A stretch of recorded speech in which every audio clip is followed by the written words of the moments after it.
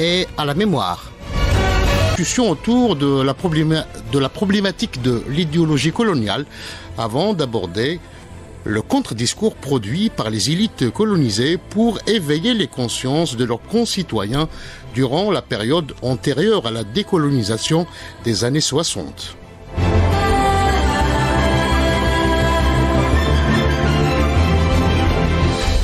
J'ai le plaisir d'accueillir le professeur de philosophie Mohamed Bouhamidi pour cette deuxième émission consacrée à l'idéologie coloniale.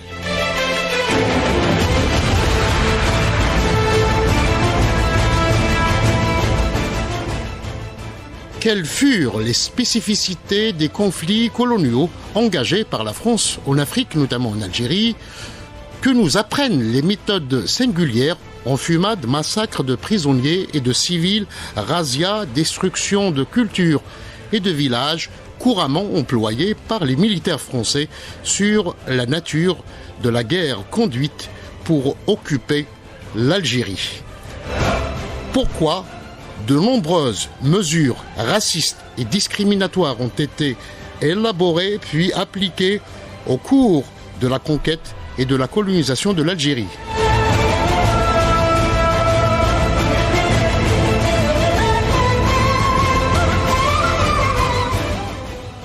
Comment furent-elles codifiées sous la Troisième République puis étendues aux nouveaux territoires de l'empire colonial français tels que l'Indochine, la Nouvelle-Calédonie et l'Afrique occidentale?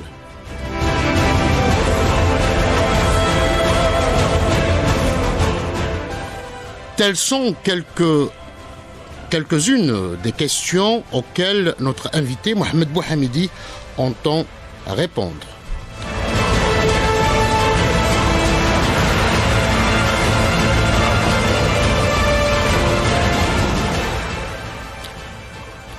Monsieur Bouhamidi, bonjour. Bonjour, bonjour aussi à nos auditeurs. J'aimerais commencer cette deuxième émission avec vous sur la notion de l'État colonial qui était un État d'exception permanent. Qu'en dites-vous? Le colonialisme est forcément un État d'exception. Alors, le grand public peut comprendre que cet état d'exception, c'est un peu comme il y a aujourd'hui, par exemple, dans les pays où il y a des révoltes, comme aux États-Unis, et maintenant, une mesure qui suspend les libertés des gens, qui suspend les droits constitutionnels pour une période donnée. C'est-à-dire pour 2 mois, 6 mois, le temps que la crise passe. Dans le cas du colonialisme, ce n'est pas du tout cela. À la racine de la notion d'exception dans le colonialisme, c'est que lorsque une puissance coloniale comme la France arrive en Algérie ou ailleurs, elle va avoir un problème juridique profond, de philosophie juridique. Est-ce que les gens qu'ils ont en face, que les Français ont en face, peuvent être élevés à la notion d'homme? Parce qu'à la base de leur législation, il y a les droits de l'homme et du citoyen. Or, lorsqu'ils arrivent avec l'idée, nous en avons parlé la dernière fois, ou que nous sommes des sauvages, ou que nous sommes des barbares. Et donc non éligibles à la notion d'homme. Et ils ont donc un problème. Ils ont un problème à la base même de leur conception de l'homme et du monde. Et il y a eu des débats en France, il y a eu de grands professeurs, des débats universitaires, pour dire mais ils ne sont pas prêts. Les indigènes ne sont pas prêts à comprendre qu'est-ce que c'est que la législation. Leur législation, qui est abstraite, qui n'est pas concrète. Bon, alors pour tout le monde, hein, parfois je dis les jeunes, mais enfin c'est pour tout le monde. Si tu veux, si vous voulez une loi concrète, c'est les lois du sang. C'est les lois du sang. C'est-à-dire dans le clan, dans la tribu, on a agressé quelqu'un de la tribu, on va le défendre. On ne raisonne pas sur la notion de culpabilité ou de responsabilité. On raisonne sur la base de l'appartenance. D'accord. Donc, c'est les lois non écrites, les constitutions non écrites des tribus. C'est à peu près 10 points, 10 articles dans les constitutions des tribus. Bon, je peux pas revenir là-dessus. Parce que, bon, on n'a pas le temps. Alors que le droit, lui, il est abstrait. C'est-à-dire qu'il ne concerne pas la collectivité. En principe, il ne concerne pas la collectivité. Parce que l'idéologie bourgeoise, qui était à la base de l'idéologie coloniale, considère que le droit doit reposer sur la notion d'homme, c'est-à-dire de l'individu. Mais c'est un individu abstrait. Ouais. C'est pas la concierge du coin qui a besoin d'un peu d'aide pour élever ses enfants. Ce n'est pas le droit de l'ouvrier à avoir une vie meilleure. Non, c'est l'homme abstrait, en général. Or, ils sont venus nous coloniser sur la base du principe que nous n'étions pas arrivés à ce stade de l'humanité. Donc, d'être des êtres indépendants, libérés des liens du clan, des liens de la famille, des liens de la tribu. Bon, et si les gens veulent approfondir, l'exemple le plus simple, le texte le plus simple pour comprendre, c'est Antigone. Ouais. C'est Antigone qui est déchiré entre la loi de la cité, qui empêche, qui lui interdit d'enterrer son frère, parce qu'il s'est battu avec une armée étrangère, et la loi du sang, qui lui dit, mais tu dois l'enterrer parce que c'est ton frère. Voilà, c'est profondément, c'est à la base, il est impossible pour tout État colonial, et l'État colonial, c'est l'État qui est colonisateur, non pas l'État qui est dans la colonie, de faire accéder les colonisés à la plénitude du droit de la puissance coloniale. Et donc, ils sont obligés de nous mettre dans un état d'exception permanent. Et ce n'est même pas voulu, je veux dire, sinon ils seraient en contradiction avec eux-mêmes. Sinon, ils nous auraient considérés comme des égaux. Ils nous auraient considérés comme des égaux, ce qu'ils refusaient de faire, parce que nous étions des sauvages ou des barbares. Hassan, je m'excuse, je vais... Allez. Ça, c'est le premier point. Oui. Mais toute colonisation, toute, sans exception, elle est génocidaire. C'est-à-dire qu'à la base, quand le colonialisme arrive, sur les terres où il arrive, il crée des enclaves. À l'intérieur des enclaves où il vit, lui, il prospère, il organise les institutions commerciales, industrielles, agricoles pour piller le pays. Il renvoie les autres, c'est-à-dire les indigènes, en dehors de cette enclave. Et il les laisse à leur sort. Il ne s'intéresse pas à eux. Dans les protectorats, c'est différent, puisqu'il va venir juste pour donner des instructions au gouvernement local, qui est un gouvernement, c'est de se dominer. Mais ça n'empêche pas, Yannick, que la puissance coloniale est raciste.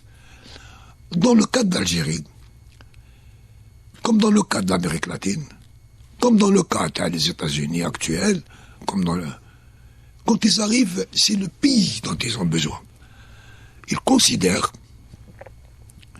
que l'Algérie est un espace stratégique pour eux. C'est leurs arrières stratégiques, c'est ils vont se comporter différemment avec nous. Non seulement eux, ils ne créent pas des enclaves, c'est-à-dire ils ne viennent pas, ils s'installent à Alger, puis comme on a vu dans l'émission de la dernière fois, ils s'installent à Alger, puis ils laissent les gens vivre leur vie. Ce que les Algériens à l'époque croyaient. Non, ils vont conquérir le territoire. Et à partir de là, la seule logique de conquête du territoire, c'est la logique du général Custer. C'est la logique donc de Cavaignac. C'est la logique de la Mauricière. Il faut exterminer, coloniser. Dans le cas, en général, des colonies, c'est occuper le territoire, exterminer. Voilà, je m'excuse. Pour rebondir justement sur cette notion de génocide, ne voyez-vous pas que la colonisation de l'Algérie peut être considérée comme une sorte de vaste laboratoire au sein duquel des concepts, ceux notamment de race inférieure, de vie sans valeur, mais aussi d'espace vital, ont été forgés? Oui, oui. Non, oui. Non, absolument, absolument. Pour la France, l'Algérie était un espace vital. Tocqueville, donc celui qui a écrit de la démocratie en Amérique, etc., a été le meilleur théoricien de la colonisation, celui qui en parlait de la démocratie. Mais il disait de l'Algérie, ce territoire est un territoire vital pour la France. Ce n'est pas du tout le même type de colonie, d'ailleurs, qui était en élaboration en Afrique, dans le Sahel, en Afrique de l'Ouest, en Indochine, etc. C'était spécial. Et c'est à cause de la position de l'Algérie, après la Deuxième Guerre mondiale, en France, quand l'État français, avec ses armées, font le bilan dans la Deuxième Guerre mondiale et élaborent leur doctrine de défense. Ils disent, en cas d'attaque de l'URSS, quand même qui était une puissance capable d'arriver aux frontières françaises, puisque elle était installée sur l'Allemagne de l'Est. Oui. Ils n'étaient pas loin. Ils avaient quelques dizaines, centaines de kilomètres. Dans leur doctrine militaire, ils plaçaient l'Algérie comme base de repli. Si on nous attaque, nous allons nous replier sur l'Algérie. Que les Algériens, se rappellent simplement que ça, c'est une hypothèse, mais dans la réalité de la guerre, de la Deuxième Guerre mondiale, l'Algérie a été la terre de repli du général de Gaulle. Oui. Elle a été la terre de repli des troupes. Des Alliés. Non, des Français d'abord. Oui. Ensuite, les Alliés sont venus, puisque le territoire était un territoire ami. Qu'ils ne l'oublient pas. C'est-à-dire que ça s'est passé dans les faits. Ils n'ont pas dans la science-fiction. Et pour eux, après la Deuxième Guerre mondiale, donc en 1946, quand ils élaborent, l'Algérie était la terre de repli. On se replie pour répondre à la supposée agression soviétique. Donc c'est pas nouveau. Ce n'est pas nouveau. Le génocide en Algérie, on ne peut pas tuer personne. C'est impossible. On ne peut pas tuer un autre être humain si on ne le relègue pas au sens d'animal. Oui. Et donc, avec la mort, les enfumades, ils ont tué tout le monde. Ils ont quand même égorgé un bébé. Enfin, un bébé, il avait 3 ans, à peu près, ou les de c'est Ahmed Bouziane. Il avait 3 ans, ou les Driyah. Ils les ont tous massacrés. Tous. On ne peut pas tuer les gens de cette façon si on ne vient pas dans la classification reléguer ces hommes au rang du bestiaire. Au rang du bestiaire. C'est des insectes, c'est des sauterelles, tout le temps. Quelle que soit l'époque, à partir des découvertes, c'est-à-dire à partir de 1492, chaque fois, on a désigné les autres qu'on a décolonisés sous le terme animalier. Quand vous prenez aujourd'hui le langage du sionisme dans l'entité israélienne sur le territoire occupé de la Palestine, lorsqu'ils parlent des Palestiniens, c'est ce qu'ils disent. Ils disent c'est des insectes, c'est des cafards, c'est des... Ce type de langage fait qu'on désigne ceux qui sont les autres, c'est-à-dire ceux qu'on va coloniser, comme étant non humains. Sinon, vous ne pouvez pas le tuer. C'est impossible. Et c'est la même chose quand il y a les massacres de masse de caractère religieux. Pas simplement chez nous. Là, on va désigner l'autre comme n'étant pas un musulman, par exemple. Mais avant que ça arrive chez nous, les plus grandes guerres de religion ne se sont pas déroulées dans le monde arabe, elles se sont déroulées en Europe. Ça a été des guerres féroces. Et ça a duré pendant 2 siècles. Alors la nuit de la Sainte-Barthélemy, c'est en France. C'est tout le monde est tué. Monsieur Mohamed, et pour revenir à cette notion d'espace vital, parce que c'est important, les nazis vont la développer par la suite. Oui. C'est pourquoi j'ai parlé de laboratoire. C'est-à-dire l'Algérie a servi quand même à l'empire colonial français d'un laboratoire d'expérimentation, d'un certain nombre de théories, mais aussi de pratiques. Oui, d'abord la pratique, ça a été le génocide, c'est-à-dire ça, il faut le rappeler. Coloniser, c'est exterminer. C'est exterminer. il faut voir ce que la colonisation a fait aux États-Unis. Il n'y a plus d'Indiens, sinon quelques petits groupes. Mais des tribus entières d'Indiens n'existent plus. Ils sont dans des réserves. Et mettre des gens dans des réserves, c'est les exterminer. Ils devaient nous mettre dans des réserves. Ils n'ont pas réussi. Quand ils viennent, ils prennent les meilleures terres. Et ils repoussent les gens vers les montagnes. Ils repoussent vers les mauvaises terres. Je viens de lire un roman qui s'appelle Les tranchées de la trahison. C'est un roman, si je l'ai lu, j'ai fait une note de lecture. Il raconte l'histoire de son village qui est entre Stif et Kharata. Et du haut de la montagne pierreuse, où il n'y a que des pierres, c'est son grand-père qui regardait ses propres terres et qui avait été séquestré. J'ai lu un autre deuxième roman qui parlait de la région Soumam, où on a enlevé les terres aux paysans et qu'on a refoulé. Et partout, le refoulement des terres qui étaient utilisables, enfin, qui étaient les plus riches, les meilleurs, etc., pour les colons. L'échec en Algérie, dans la France, ça a été l'échec du génocide. Ça a été l'échec. Dans les plans, t'as les Français. Dans les plans, t'as les généraux aussi écrits. Bon, on va pas faire. Vous des instituts, chez Ajran, chez le Sarafché. Leur but stratégique premier, c'était qu'ils refoulent tous les Algériens au-delà des steppes. Et puis après, quand ils arrivent dans les steppes, ils voient qu'il y a d'autres richesses incroyables qu'ils veulent prendre. C'est une longue histoire. Mais le principe même, on va revenir au principe. T'as l'espace vital. L'Allemagne n'invente pas l'idée d'espace vital. L'Allemagne n'a pas été un pays colonial.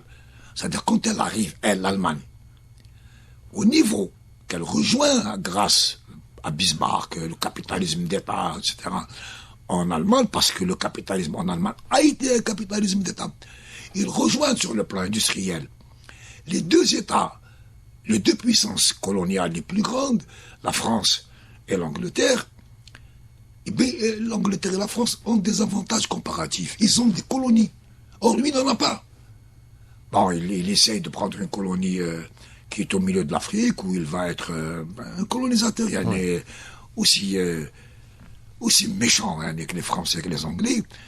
Mais il n'a pas ces colonies. Et donc, il va dire que l'espace que constituent les colonies pour les deux grandes puissances de l'époque, l'Angleterre et la France, c'est un espace qui est vital. Et lui a besoin d'un espace vital. Il va essayer de le prendre à l'Est. Donc plutôt en Europe, vers l'Europe. Oui. Il y a une troisième puissance coloniale qui s'est installée, de la même manière que l'Angleterre et que la France, c'est les États-Unis. Après la Première Guerre mondiale, c'est clair que dans leur doctrine, c'est que l'Amérique latine, c'est leur espace gardé, c'est leur chasse gardée. Ce n'est pas des colonies au sens français et anglais, mais, et donc il faut que les gens se rappellent que les puissances coloniales ont toujours été d'abord des puissances maritimes. Et des puissances qui avaient une façade sur la mer. L'Espagne, le Portugal, la France, l'Angleterre, la Hollande. La Hollande également. Oui, qui est un grand pays colonial, bon, mais qui a été oublié dans l'histoire, qui a été oublié dans cette histoire des grandes de la colonisation, parce qu'il a géré autrement les choses.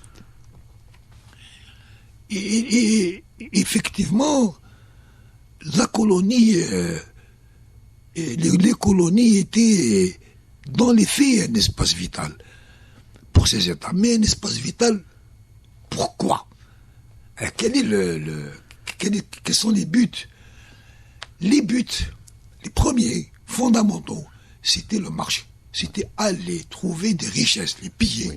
Dans un deuxième temps, quand les Anglais commencent à ramener le coton de l'Inde, ça devient là véritablement le système colonial. C'est-à-dire que les colonies sont une source de matières premières à bon marché. Évidemment aussi, et débouchés pour leur production industrielle. Et avec le coton qu'ils importent de l'Inde, et ils font des tissus, des tissages, enfin ils font des vêtements, etc., qui vont être beaucoup moins chers que ce que produisent les nations colonisées. Et ils vont ruiner en même temps les économies locales. Donc le colonialisme, il commence en réalité, c'est-à-dire les découvertes en 1492, qui étaient des découvertes à le pillage, vont se transformer en colonies à partir de, réellement dans le terme colonie au sens débouché pour leur production et marché de matières premières à bon marché au début du XIXe siècle. Voilà, c'est comme ça que ça va être élaboré. Nous sommes toujours avec vous dans le cadre de cette nouvelle émission consacrée à l'histoire et à la mémoire. Nous abordons aujourd'hui avec le professeur de philosophie, Mohamed Bouhamidi, la deuxième partie de la discussion autour de l'idéologie coloniale. Mohamed, qu'en est-il de ces nouvelles? Parce qu'on va découvrir après que de nouvelles techniques répressives, l'internement administratif et la responsabilité collective ont été adoptées à partir notamment des années 1850 en Algérie. Oui, elles ne pouvaient pas ne pas être adoptées. Alors je reviens sur l'idée qu'on avait dit tout à l'heure, c'est que si nous étions ou des sauvages, ou des barbares, ou des gens immatures intellectuellement, etc., nous ne pouvions pas accéder au statut de sujet du droit. Et donc, dans les débats en France, dans les facultés, mais ça a été, les gens n'imaginent pas, mais ça a été la grande discussion, c'est comment faire. Dès lors que, n'étant pas des hommes, au sens où eux l'entendent, c'est pour ça que la dernière fois, j'ai dit, attention, l'humanisme, ce n'est pas l'idéologie des gens qui aiment les autres êtres humains. Non, c'est l'idéologie de ceux qui veulent sortir de la conception religieuse de la vie vers une conception non religieuse. Mais enfin, il se réfère à l'autre. Mais si vous n'êtes pas un homme, si vous n'êtes pas un sujet de droit, si vous êtes incapable, parce que c'est de votre faute, il vous culpabilise, ne vous comprenez pas. Parce que vous êtes sauvage, vous êtes barbare, enfin vous êtes dans la culture tribale. C'est que vous ne pouvez pas accéder au tribunal. Vous ne pouvez pas y aller, c'est dans la logique même. Oui. Et comment est-ce qu'on va faire pour juger des personnes qui ne sont pas sujets de droit? Alors ce qui se passe en Algérie et dans les autres colonies, c'est que on va nous appliquer une législation qui est régressive et qui est la législation du système économique et social précédant le capitalisme et qui est le féodalisme. Dans le féodalisme, comment on juge? On juge selon le bon plaisir du prince, le bon plaisir du seigneur du coin, le bon plaisir du baron, du marquis, du duc, du roi. C'est au bon plaisir que les gens se rappellent toujours cette formule qu'on sort pour les rois de France. Et il délègue donc la gestion des affaires courantes, de la vie courante dans les colonies, aux administrateurs. C'est l'administration qui va se mettre à juger. Et on va accorder aux administrateurs, le préfet qui sont en Algérie, le gouverneur général, les administrateurs des régions, et les bureaux arabes, ce qu'on appelle les bureaux arabes, un droit de législation. Ils avaient le droit, les indigènes étaient taillables et corvéables à merci. C'est-à-dire que l'administrateur de n'importe quelle région d'Algérie pouvait, pour punir un village, l'obliger à faire des travaux forcés. Et donc, réparer une route, placer des remblais, construire une maison de garde champêtre, sans que personne ne puisse s'opposer. Dans le cadre d'une opposition à l'ordre administratif, Là, vous allez au vrai tribunal, c'est-à-dire celui qui va vous envoyer à Cayenne, aux travaux forcés, au bagne, en prison, etc. Et donc, sur le plan juridique, comme sur le plan du territoire, comme sur le plan de la politique, il y a une législation spéciale pour les indigènes. Pour donner une idée, une simple idée, dans le code des eaux et forêts, s'il y a une chèvre d'un indigène qui rentre dans la forêt, il va payer des impôts. En imaginant dans quelle misère extrême avaient été mis nos grands-parents, ou nos arrière-grands-parents, quand ils ont été dépossédés de leur terre originaire. Exactement. Ils n'étaient pas à ce point misérable avant que les Français arrivent. Enfin, avant que le colonialisme français arrive. Ils leur enlevaient leur bien, de sa dernière chèvre. Donc, ce type de législation, donc il y avait l'autorité administrative française en tant qu'administration française, soit les bureaux arabes, soit les administrateurs, dans les communes de plein exercice, c'est-à-dire dans les communes qui étaient des communes normales, ou dans les communes mixtes, qui étaient donc des communes spéciales, qui étaient gérées par... Ils avaient une deuxième structure de base, c'était les caïds. C'était les caïds d'El-Bachara, qui avaient, eux, le droit d'appliquer ce droit colonial. Et donc de mettre des gens en prison comme ils voulaient, de les fouetter, de leur enlever leur... Jusqu'à un certain point. Par exemple, dans la région de Biskra, là où il y a de belles dates, là, Tolga. Donc il y avait un homme qui était militant, Tajmaït Ulama, qui s'appelle Shebah al-Maki, qui était en même temps militant communiste. Ouais. Les deux en même temps, sans problème. Oui. Bon. Et donc ça veut dire que l'Algérie était vraiment complexe. Et il était homme de théâtre. Il a commencé donc à faire du théâtre dans le cadre de Tajmaït Ulama. Quand le Qaïd, Bengana, le fameux Bengana dont on est venu, et qui était le descendant de celui qui a égorgé le fils de Si Ahmed Bouziane, l'a puni, il l'a fait marcher à pied pendant 70 km pour l'amener en prison. Mais il ne pouvait pas le mettre en prison sans que le capitaine, qui était responsable de la zone, l'autorise. Et donc voilà, c'est-à-dire les limites. Il pouvait prendre des mesures répressives contre la population, mais jusqu'à un certain point.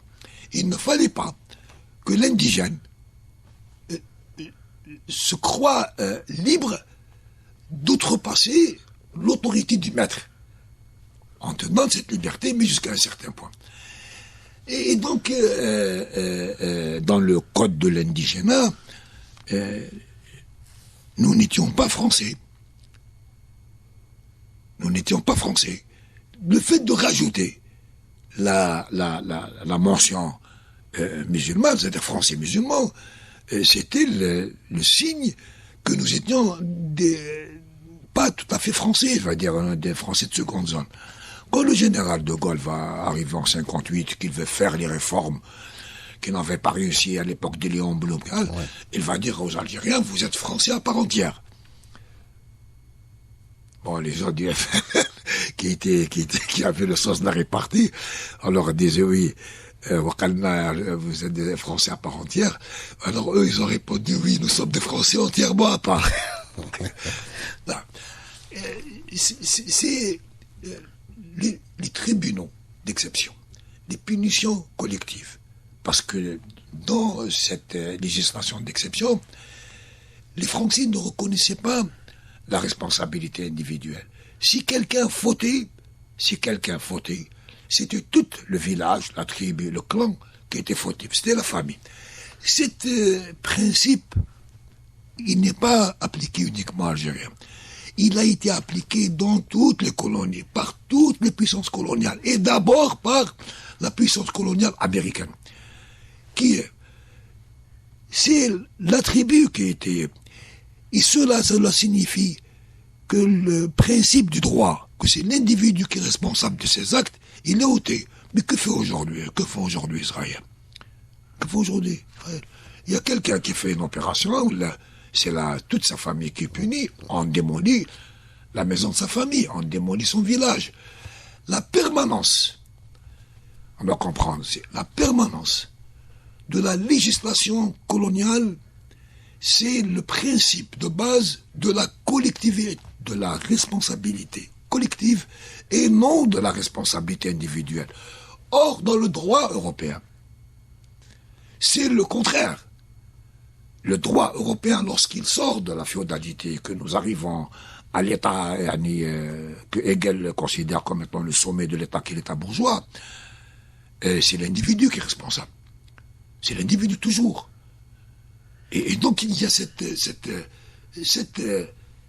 derrière le droit, il y a la philosophie du droit. Et derrière la philosophie du droit, il y a la philosophie de l'homme. Comment est-ce qu'on voit les humains?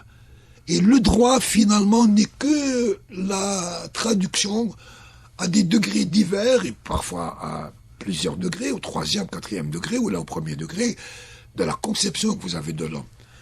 Vous venez donc de montrer un petit peu les contradictions du système colonial, mais ne voyez-vous pas que le système colonial a pu se maintenir grâce à ses propres contradictions?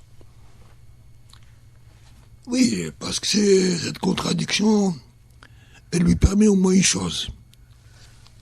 Au moins une chose, qui est une question interne, qui est une question vitale pour le colonialisme, pour l'impérialisme. Il faut que ces populations adhèrent à ces projets. Il faut absolument que la population française, anglaise, américaine, considère les actions agressives de leur État, les expéditions militaires, il faut qu'ils les considèrent comme légitimes. S'ils ne les considèrent pas comme légitimes, ils ne vont pas les suivre. Prenez la guerre d'Algérie. Quand Francis Janson, en tant que Français, considère que la guerre qui nous est menée n'est pas légitime, il va créer le réseau des porteurs de valises, mais il y a des dizaines et des dizaines de Français qui, considérant cette guerre comme illégitime, ne vont pas la faire, ils vont rejoindre Tunis, ils vont rejoindre le Maroc, ils vont déserter, ils vont être des insoumis, ils vont le payer cher.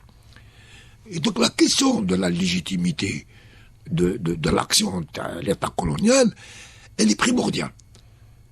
Il faut donc qu'il y ait de la propagande. Il faut qu'il y ait de la propagande. Il faut qu'on mette dans la tête des gens que ces pays, ces peuples qu'on va coloniser, soit ont besoin de colonisation, c'est des sauvages, soit c'est des ennemis, c'est des barbares qui vont venir. Donc les barbares, c'est l'idée qu'ils viennent... On doit asservir. Oui, ils vont venir nous attaquer, nous mettre, nous menacer. Et dans le même temps que vous faites cela, vous offrez à ces populations françaises, anglaises, une compensation idéologique pour leur situation misérable.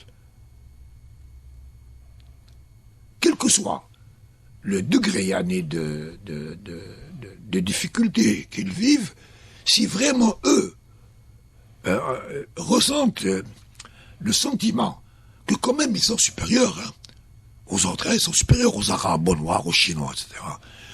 Il y a une compensation fantasmatique. Et à partir de là, on est meilleur. On est meilleur. C'est ce que disent les Américains aujourd'hui. Ils leur disent nous sommes une démocratie. C'est-à-dire il y a 30 millions de gens qui ont besoin de bons pour manger. Il y a un racisme et une violence endémique aux États-Unis, et pas seulement contre les Noirs, mais d'abord contre les Noirs. Et bien malgré tout ça, on leur dit oui, mais nous sommes une démocratie, donc nous sommes des gens bien. C'est le racisme. C'est là où nous rentrons dans le racisme. C'est l'idée qu'une supériorité fictive, celui qui en parle le mieux, bien sûr, vous le devinez, c'est Fanon. Et c'est Fanon qui explique dans Peau noire, masque blanc combien le racisme est compensatoire. C'est-à-dire le plus bas dans l'échelle sociale des Blancs, dès qu'ils rencontrent le Noir, dès qu'ils rencontrent le colonisé, il lui est supérieur. À dire le bon homme, il peut être, comme lui, c'est-à-dire psychiatre, il peut être docteur, il peut être professeur, il peut être ce qu'on veut. Dès lors que il est en face du blanc le plus bas, il va se sentir supérieur à lui. Une des difficultés majeures à propos du racisme en Algérie, c'est les pieds noirs sont partis. Ils ne pouvaient pas rester. Ceux qui sont restés, il y en a beaucoup qui sont restés, étaient nos amis, depuis longtemps. Kaido, ils nous ont aidés pour, dans les chemins de fer, travailler à la poste, etc. Parce qu'il y a des Algériens d'origine pieds noirs. Mais je parle pas de ceux-là. Ceux-là, c'est des Algériens. Donc, on ne peut plus dire pieds noirs, pas pieds noirs. Non, je parle des pieds noirs qui sont restés pieds noirs. Et qui sont restés. Mais la grande masse, elle est partie parce qu'elle perdait quelque chose de précieux pour elle. Ils se croyaient moralement supérieurs. Qui fait ça? Ils refusaient que à l'intérieur de l'indépendance d'Algérie, nous devenons leur égaux. Donc là, c'est formidable ce que le racisme comment il peut fonctionner. Aimé Césaire, qui a, dans une contribution de 1953, il a dit que le système colonial, il est profondément raciste, avant qu'il ne soit violent. Il est d'abord raciste. Oui. Alors là, nous abordons le fond du fond. L'idéologie coloniale fondamentale, c'est le racisme. Ce qui est complètement à la base. Complètement à la base. Avec nous avons parlé de la question entre juridique. Est-ce qu'on peut considérer des gens inférieurs comme étant juges du droit à Varnalia? Mais derrière les gens qui posent cette question, dans la tête des gens qui posent cette question, il y a le racisme. Alors le racisme, c'est très vieux. Mais le racisme, il y a des degrés. Des degrés. Et puis il y a... je vais essayer d'être très très rapide pour ne pas ennuyer les auditeurs. La première réaction vis-à-vis de l'autre, c'était dans les sociétés primitives. L'ensemble des sociétés primitives se donnait un ancêtre. En général, c'était un animal. Les Bororo, c'est les fils d'Alara, les Peuls, ils descendent de la vache, enfin... c'est important, mais j'expliquerai ça un autre jour. Les autres ne sont pas des hommes. Pour l'ensemble des tribus primitives, sociétés primitives, quand on en rencontre l'autre tribu, ils ne sont pas des hommes. Mais ils n'ont pas de théorie raciste. Ils ne sont pas des hommes parce qu'ils ne sont pas le fils de Lara, enfin du perroquet, donc Lara. C'est tout. Et chez eux, donc cette différenciation que les autres ne sont pas des hommes, c'est un marquage culturel. Ça peut aller très loin dans ce marquage culturel. Pour les Bororo, les autres, c'est des bouts de terre, c'est pas des hommes. C'est pas nous. Dans l'ensemble des sociétés primitives, le nom de la tribu, c'est le nom de l'homme. Nous sommes les hommes. Le nom de la tribu signifie, dans leur langue, signifie le mot homme. Et puis nous avons ce marquage culturel qui se développe. Chaque tribu a besoin de s'identifier par le négatif, par la négation. C'est ce que dit Hegel. Il faut d'abord, pour savoir ce qu'on est, savoir ce qu'on n'est pas. Et comment savoir ce qu'on n'est pas? Là, c'est un autre développement. Et toujours, donc, nous sommes dans le marquage culturel.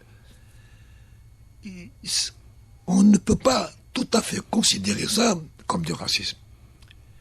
Mais alors, où est-ce qu'il naît le racisme? Il naît au moment où on considère que une religion, une langue, une race, une ethnie sont inférieures. Là, c'est le racisme. C'est cela où ça commence. Et ça commence toujours quand le rapport avec les autres n'est pas un rapport à l'autre. C'est-à-dire, c'est pas le rapport à les Algériens avec les Mauritaniens. Oui. C'est pas ça. C'est quand commence le rapport de domination. Oui. De suzeraineté. On appelle ça des rapports de suzeraineté. Quand commence le rapport d'exploitation.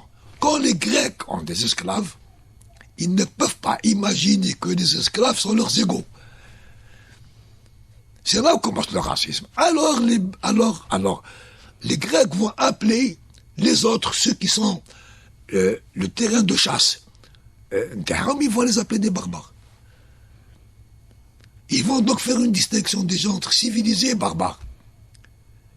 Mais ce rapport de distinction est toujours un rapport qui prépare la légitimité de la domination, du maître sur l'esclave, chez les Grecs, mais chez les Romains aussi. Et ce rapport de domination, c'est que le racisme a toujours été l'huile du moteur de la domination. C'est le lubrifiant. Si vous ne l'avez pas, ça ne peut pas marcher. Donc j'en ai parlé pour la France. Le racisme va se développer. Parce que dans toute l'histoire de l'humanité, ces racismes ont été circonscrits dans des régions. Dans la Grèce antique, la Rome antique, bien sûr, ces régions peuvent être immenses. L'Empire romain, c'est immense. Oui. Il va de l'Indus jusqu'à chez nous, jusqu'en Algérie. Et il n'est cependant pas de la même nature que le racisme que nous connaissons, que nous allons nous connaître avec le colonialisme. Parce que chaque fois que Rome ou dans les empires anciens, on faisait la conquête d'un peuple, on prenait leur dieu et on le mettait dans le panthéon des dieux, en deuxième position. C'est les dieux des Romains qui sont en haut. Oui. Mais on mettait les dieux des peuples conquis un peu plus bas. C'était pour leur signifier qu'ils étaient intégrés dans le système romain, mais au deuxième degré. Il ne faut pas qu'ils oublient ça. Qu'ils sont colonisés, qu'ils sont dominés. Avec le colonialisme, il n'y a pas d'enclave de domination. La domination, elle atteint le monde entier. Rien sur la planète Terre n'échappe à la domination coloniale. Et à ce moment-là, cette conquête des mondes, cette conquête de l'ensemble de l'humanité, elle va poser un problème philosophique aux Européens. Pas simplement au niveau du droit. C'est qu'ils veulent savoir si réellement ce sont des humains ou pas. Oui.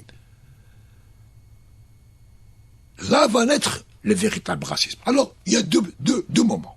Il y a deux moments. En gros, il y a Christophe Colomb. Lorsqu'il s'en va, il prend avec lui des prêtres. Oui. Parce qu'ils vont évidemment au nom de la croix. Exactement. Et quand il arrive dans les îles, dans les Caraïbes, etc., il se met à massacrer des gens. C'est des génocides. Il y a des îles où ils ont tué l'ensemble de la population. Les Aztèques, par exemple. Ils étaient complètement anéantis. Il y a des îles où ils ont tué tout le monde. Il y a une île où les gens, ils arrivent à Hassan, ils arrivent dans des îles qui sont isolées. Donc ils n'ont jamais connu la guerre. Ils débarquent aux Bahamas, Non, ils n'ont jamais connu d'ennemis. Ils ne savent pas ce que c'est que la guerre. Oui. Ils ne savent pas ce que c'est. Et ils arrivent à Doma avec leurs armes, leurs fusils. Eux, ils n'ont pas de fusils. Et ils ont à peine des outils pour cueillir, ou là pour pêcher, ou là pour chasser. Et ils arrivent dans l'île. Ils les tuent, ils n'ont pas. Ils se suicident. Il y a une île, j'ai oublié son nom, il se suicide. C'est-à-dire tout le peuple indien s'est jeté par la falaise. Mais il y a des religieux avec lui. Et Christophe Colomb dit qu'il les tue parce qu'ils ne sont pas semblables aux créatures de Dieu. Et puis pourquoi? Parce que les créatures de Dieu sont habillées, au moins ils sont nus, ou à moitié nus. Et donc on voit leur anatomie. Et il y a une grande querelle entre Christophe Colomb et les prêtres. Quand il revient en Espagne, il y a la controverse de Valladolid. Il se demande, et se pose la question, est-ce que ces êtres qu'ils ont trouvés ont une âme ou pas? Ça dure 6 mois. Bon. Ils se séparent, chacun croyant avoir vaincu. L'idée, s'ils ont une âme ou pas, elle se pose à ces moments où il y a la domination de la pensée cléricale de l'Église. C'est au moment où il y a l'Inquisition en Espagne. C'est le moment où il y a Torquemada. C'est le moment où on va voir si les gens sont de bons chrétiens ou de mauvais chrétiens.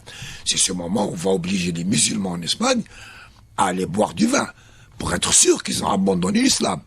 C'est à ce moment-là on va rentrer dans leur chambre pour voir s'ils ont mis la croix au-dessus de leur lit. C'est à ce moment-là qu'on va les obliger à manger du cochon. N'est-ce pas? C'était l'Inquisition. Et l'Église va être contre Christophe Colomb. Une partie de l'Église. Est-ce qu'ils ont une âme ou pas? Quand il y a, donc nous sommes en 1492-93, 3 siècles plus tard, quand nous arrivons au 19e siècle, les choses ont changé, l'Église n'est plus dominante. C'est les médecins qui vont se mettre de la partie. Oui. Et on va se demander, bon, mais, d'accord, mais ils sont différents de nous. On va chercher les bases biologiques. Les bases biologiques de la supériorité blanche. Et donc on va faire un certain nombre de mesures. Les crânes des Noirs, est-ce qu'il est grand, est-ce qu'il est petit, le volume, etc. Nous rentrons ici. C'était dans l'ère du temps, au 19e siècle, c'était l'époque du positivisme, la classification des races, etc., n'est-ce pas? Mais c'est dire combien, au plus haut sommet de ce qui est la raison européenne, c'est-à-dire la médecine, c'est-à-dire la physique, c'est-à-dire la biologie, c'est-à-dire la chimie, ils étaient en train de cette idée de la supériorité. Et donc ils voulaient lui trouver une base biologique. Toujours, que ce soit conscient ou pas conscient, le racisme a besoin de biologiser l'autre. Quand les sionistes qui occupent la Palestine disent des Palestiniens que c'est des sauterelles et des criquets, quand les Français disaient de nous que nous étions des sauterelles et des criquets, ils biologisaient, mais à un niveau non savant, à un niveau populaire. Ici, en France, notamment en France, mais aussi en Angleterre, etc., parce que c'est l'Angleterre qui est la terre de la neurochirurgie. La neurochirurgie, elle est née en Angleterre. Ils vont chercher des bases biologiques. Ils vont chercher des expériments. Pas simplement au 19e siècle. Évidemment, il n'y a aucune espèce de différence. En Algérie, nous arrivons au sommet de ce type de biologisation. Il y a une école de psychiatrie à Alger, créée par le professeur Porot, et qui va dire de nous, Algériens, qu'évidemment nous sommes blancs, que nous n'avons pas de lobe préfrontal. Et parce que nous n'avons pas de lobe préfrontal, nous sommes incapables de contrôler nos pulsions, notre sexualité, que nous n'avons pas de morale, que nous sommes incapables d'avoir des idées morales. Dans ce pays où il y avait autant de mosquées, où il y avait les palais de la Casbah, etc. Biologiser. Je vais terminer par dire une chose. Le racisme, toujours, prépare, cache, promeut, mais en la cachant, le désir d'hégémonie d'un groupe social ou d'un groupe politico-culturel. Tous ceux qui vont dire les Arabes sont inférieurs, les Noirs sont inférieurs, ou qu'une ethnie est supérieure, ou qu'une langue est supérieure, c'est des gens qui vont cacher ce que nous avons dit, c'est le projet de domination d'autres hommes. Voilà, merci beaucoup, Monsieur Bouhamidi, pour toutes ces explications. Je rappelle que les pionniers de l'anticolonialisme, Fanon et Césaire, ont remis en cause ces théories dès le départ. Voilà, je vous remercie pour de nous avoir écoutés pour cette émission spéciale consacrée à l'idéologie